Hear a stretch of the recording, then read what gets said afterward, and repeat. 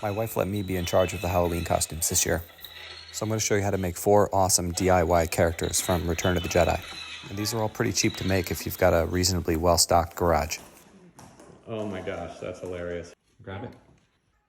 This Jedi Luke costume was probably the easiest, but making that lightsaber was a fun project. All right. Whoops.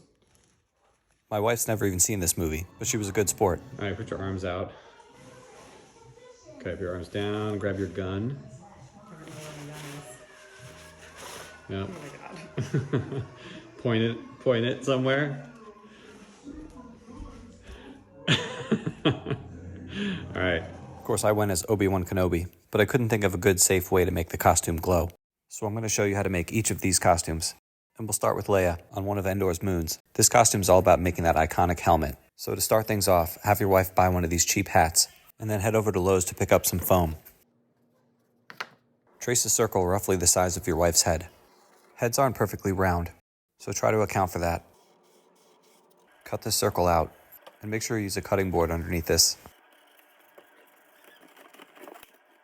Now check the fit. You want it to be a little bit loose because the hat's going to be under it. Actually, you might as well just have her put the hat on. You'll probably have to go back a few times and sand it out a little bit.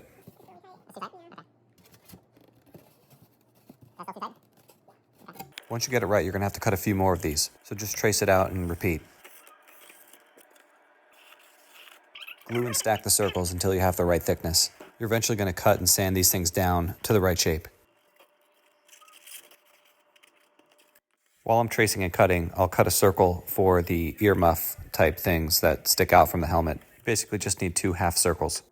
Whenever you have a piece of foam that's in its final shape, you can smear some glue around it. This will just make it stronger and stop it from flaking all over the place. It'll also probably hold the paint better. Cut this thing to its rough shape. Just keep chipping away at it a little at a time. Then you can sand it down smooth. Draw an outline for the brim of the hat. Then just keep going around for the rest of the shape of this helmet. This next part's going to be a little controversial. I'm using an old soldering iron as a cutting implement for this foam. If you decide to do it this way, there should be no kids around. You should be outside on a slightly windy day, and you should be wearing a mask. The fumes that come off of this are pretty much the same ones that were coming out of that train in East Palestine. Definitely not good for you.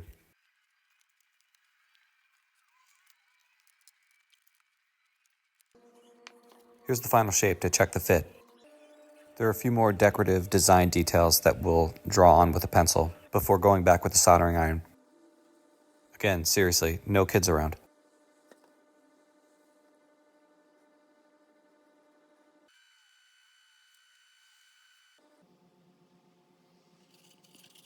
Now that we have the final shape, we can smear it with glue, and we'll let this dry overnight before we paint it.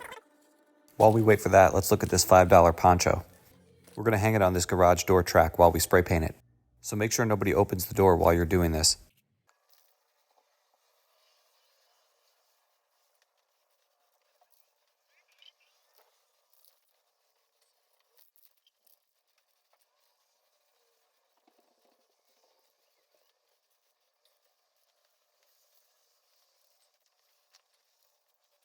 Now that the helmet foam is dry, let's start thinking about painting. There's a lot of detail here we're going to try to get right. First, I'll paint these ear covers. I actually drilled some holes in them also. I used the back of a screwdriver to make this shrapnel dent, and I cut that logo design into this masking tape. At some point, I spray painted this helmet green. Not sure why I didn't film that.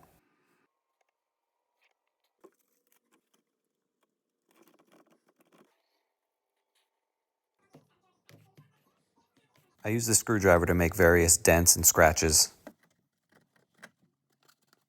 Finally, I used some sandpaper to make the surface look scratched and distressed.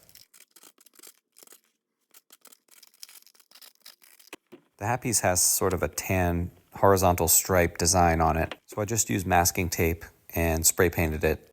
Make sure your wife knows the plan for this hat. She might have been thinking that she was going to wear this in the wintertime, not realizing that you plan to destroy it.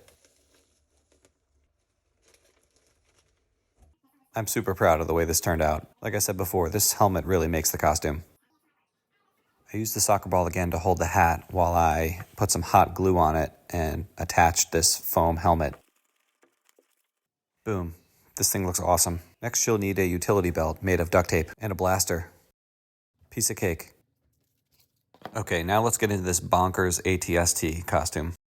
Find a template online and use some 4th grade math to scale it up. Trace a hole for your kid's head. Draw out the rough shape so you can fold it into a box.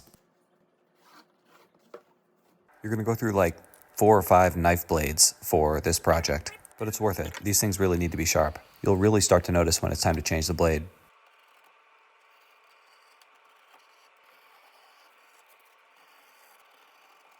Fold it up and use some high-quality tape to put it together. This tape I'm using is typically used in construction when someone's trying to protect a floor. Contractors will lay down this cardboard and tape it together with this stuff. It's also paintable, which is important. These are the armholes. Here are those eye flaps.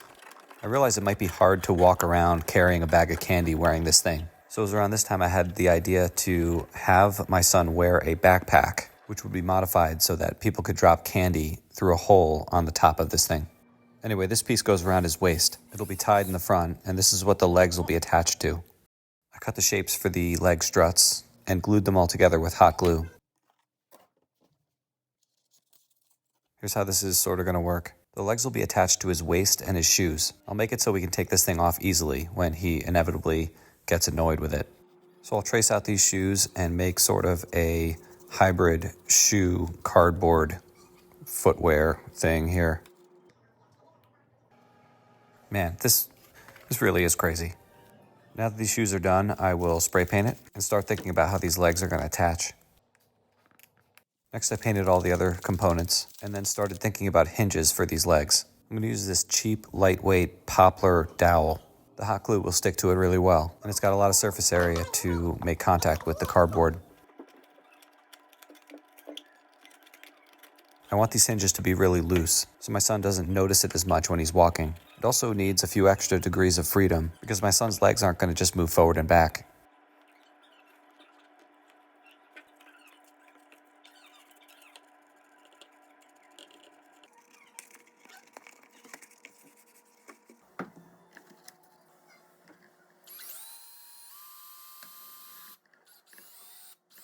I really need to get a new drill. Now it's time to really tie this costume together with some programmable sound effects. This is a soundboard typically used for greeting cards. It's just not quite loud enough. So I added this amplifier and a slightly larger speaker. With the sound coming through the gun tube, this should work perfectly.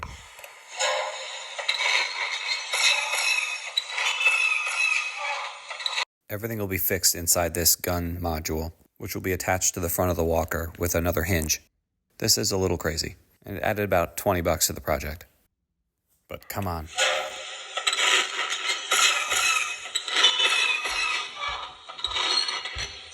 This is just some finishing touches. I'm gluing some fleece from an old sweatshirt to the holes. We don't want any paper cuts, especially on our neck. I probably went through about 15 or 20 sticks of hot glue.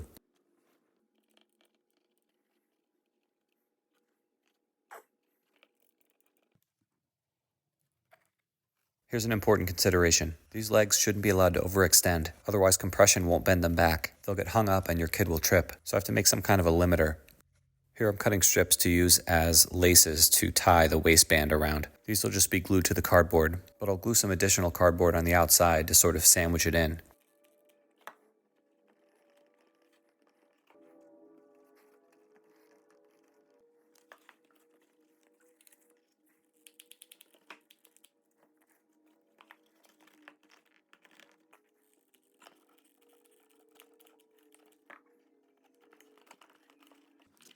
I went through all this trouble getting these eye hooks to stick to the shoes, but as I make this video, I realized I could have just used that little circular tag on the back of the shoes itself.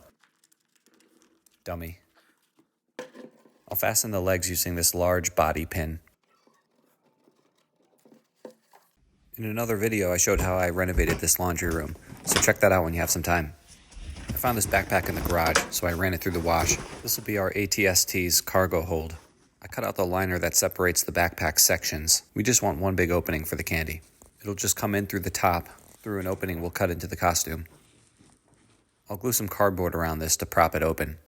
Okay, let's figure out this lightsaber situation for the Jedi Luke costume. I basically just used that poplar dowel from the last costume and attached various rounded shapes in the right order to look like a lightsaber.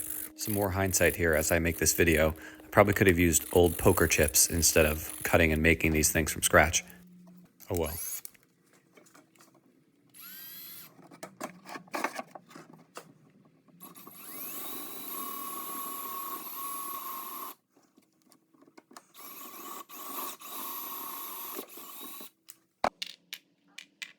These things have to be painted black on the face and then silver on the outside. You should wait for this to dry overnight before you switch and do the other color, or even the other side. But I was getting pretty impatient, so I just went ahead and did it. I just clamped these all together so that I could spray the outside with the silver.